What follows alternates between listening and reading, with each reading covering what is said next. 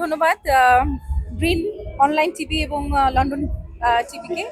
So অবশ্যই আমাদের বাংলা কালচারের সাথে জড়িত আমাদের বইমেলা। বইমেলা আমরা ২১শে বইমেলা দেখি প্রতিবার বাংলাদেশে, এবং সাথে সাথে আমি এটা বলতে চাই যে আসছে ২১শে ফেব্রুয়ারি আমাদের বাংলাদেশে এত বড় একটা বইমেলা হয়।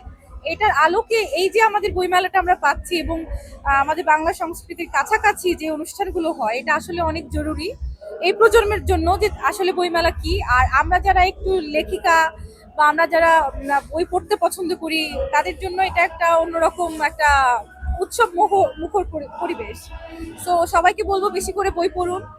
আবার সামনের বছর যখন হবে আবার আপনারা বইমেলাতে আসুন, এবং যারা লেখক তাদেরকে উৎসাহী করুন বই লেখার জন্য। বই কিনুন এবং বই পড়ুন। হ্যাঁ, আমার এখানে উত্তরণ যে সংকলনটা তারা করেছেন, এখানে আমার দুইটা কবিতা এসছে।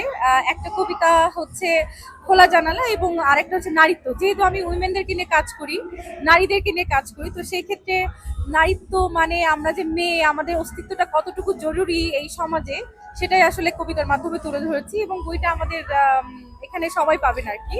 তো বইয়ের মধ্যে সব লেখিকারা অনেক লিখেছেন, তো ওর মধ্যে আমার দুটা কবিতা আছে, খোলা জানালা এবং নারীত্ব। এটা আসলে বিক্রির ক্ষেত্রে বইমেলায় যারা আছেন, গোলাম মুস্তফা ভাই, ওনারাই ভালো বলতে পারবেন কোথায় বইটা আসলে তাদের কাছে পাওয়া যাবে। উদীচীর সংকলনেই বইটা আছে। উদীচী থেকে বইটা যেহেতু বের হয়েছে, তো তাদের কাছে পাওয়া যাবে।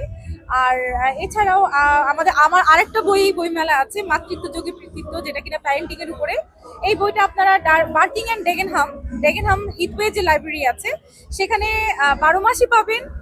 মানে যে কোনো ওয়ার্কিং ডেজে গিয়ে আপনারা বইটা কালেক্ট করতে পারবেন। তো আমার লাইব্রেরিতে আমার লেখা, আমার বইটা ওখানে আমার পাওয়া যাবে, তো আপনারা ওখানে আসতে পারবেন।